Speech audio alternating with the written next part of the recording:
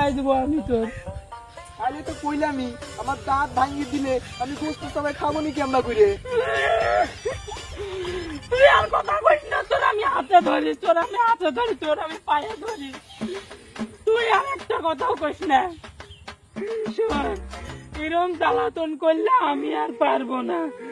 ওগো শোন, আমি 68,000 গ্রামের মেয়ের বাপকে কইতে চাই, তোমরা আমার মতো এরম হারামজাদাই তোর জামাইয়ের সাথে মেয়ে বিয়ে দিও না।